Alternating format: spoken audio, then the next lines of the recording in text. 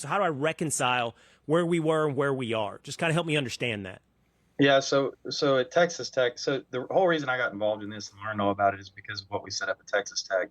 Learned all of the legal background, all of the rules, the loopholes, everything else, and everything continues to change on a daily basis. But um, essentially, where we are right now is that we have to have Congress act in order to fix the chaos, in order to stop this craziness that is very destructive. I mean, it's been good for Texas Tech. We've taken advantage of the chaotic situation, but it's not good for college sports. And again, for the opportunities that are given to kids, for the communities, I hate to see it. And so, even though we've been beneficiaries of it, I want to fix it for the long term.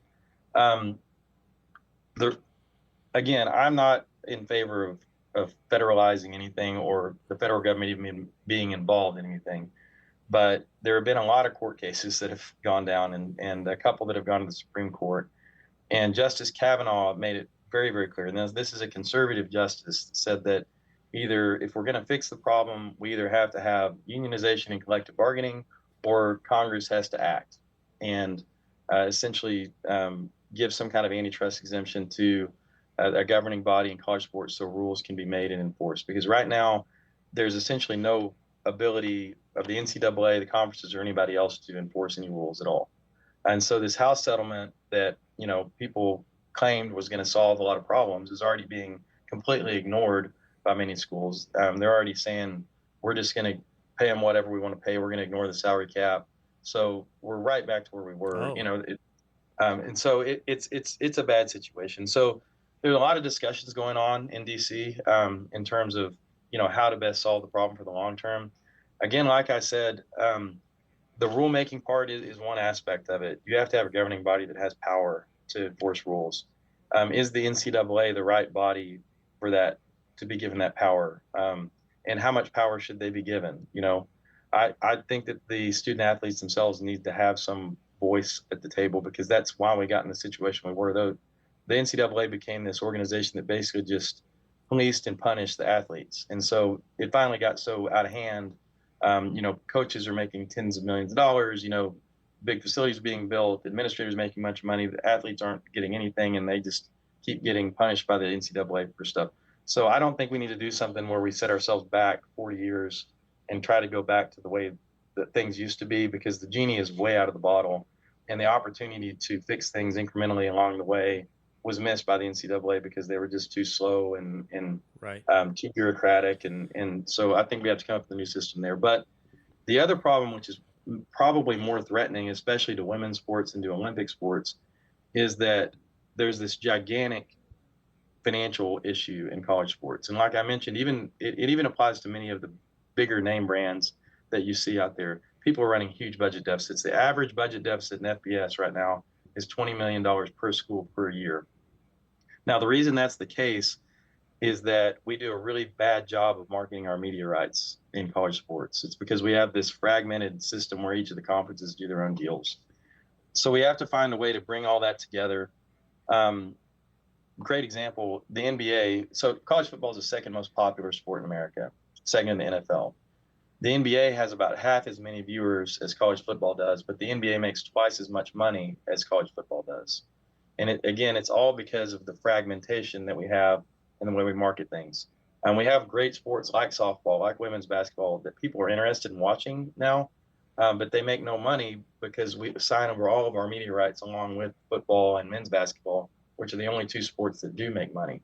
And so what we're trying to push for are reforms to how media is marketed, and that makes people uncomfortable because there are some conferences, there are some schools, there are some conference commissioners who are very comfortable with the current situation. They're doing very well off of it, and they don't want to see that change. But Well, unfortunately what is we your have vision, Cody? yeah. So In that so I respect, think are you yeah. suggesting there's one large contract for the body as a whole, the body of college sports as a whole? Like I'm trying to avoid using the word NCAA.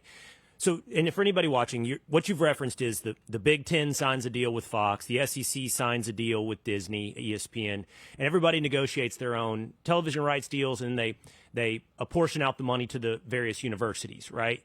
And you see an inequity in that, and would like a more what? I've heard you say this before. You feel like there's a revenue problem in college sports, in that you think you're leaving money on the table. Tell me what you mean by that, and what's your proposal for how you fix the media rights issue? So our study says that we're leaving about $7 billion per year on the table right now. That if we were to have a more professional style model where everyone did join together and do a single contract, we would make an extra $7 billion a year, which solves all the problems.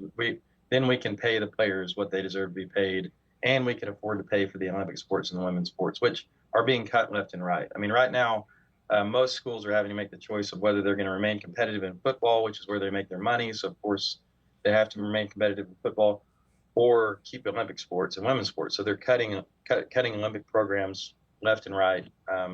Most schools are having to make that decision. Yeah, it's not something that can be solved overnight. There are existing media contracts that, Congress doesn't have the ability to even interrupt if they were inclined to do so. So a lot of things are going to have to be run out. I don't think that there needs to be a system where if we pool together, we're all going to get the same amount of money. I know that certain brands, certain schools have made the investment, bring a lot more value than others. You have to negotiate a fair distribution of that revenue if it all does come in together. And you have to have an entity that can negotiate the deal jointly. Ultimately, it's going to take everyone coming to the table, all the stakeholders, the universities, the conferences, and just folks that care about it, to come to the table and come up with a solution to a fairly complex problem. Media rights are a confusing kind of mess, and so it's not easy, but it's worthwhile because the system is so important to the country, and we can do it in a way where the University of Texas makes a whole bunch more money every year, but Fresno State gets enough to where they can still stay in business, and I think that's what the solution we're looking for. I want to ask you two capitalism questions. I'm watching the clock. I want to be respectful of your time and my next guest, Patrick Bet-David. But I think 2 or 3 places I want to go in the 5 or so minutes we have together. It seems there's a capitalism problem. I know you're a Republican. I know you have conservative values. I know the organizations that you're a part of. And I don't think that every political debate necessarily needs to superimpose itself on college sports. But capitalism being a reflection of markets, it seems there's 2 issues. I think you've kind of addressed one. One is not everybody deserves the same amount of money, right? So some brands are bigger than others. Some investments is bigger than others. So it's hard to argue that Fresno State should get the same cut as Oklahoma. And you're not arguing that to be the case. It sounds like what you're arguing is, I just don't want Fresno State left behind and ending up with 0. Yeah, that's exactly right. And I think the other thing that needs to be thought about, if you're just being really ideological here, people say, well, you want a socialist solution or semi-socialist solution or whatever. What everybody has to understand is that 92 of the 136 FBS schools are already owned by the state, right? They've already been socialized. So Texas Tech and the University of Texas and Texas A&M are owned by the government already. And so I don't really know exactly that the capitalism and socialism thing really applies quite the same to the college sports. I also think of college sports as being sort of a national trust, and to some extent it belongs to everyone. And it's important to everyone. And it has national value. We've had it for 120 years, and we've run it this certain way. We all sort of take ownership in our own school, right? But in truth, it belongs to everyone. It does not belong, a conference does not belong to a conference commissioner for sure. The schools do not belong to the school president or even to the alumni. The Texas Tech and the University of Texas both belong to the people of the state of Texas, right?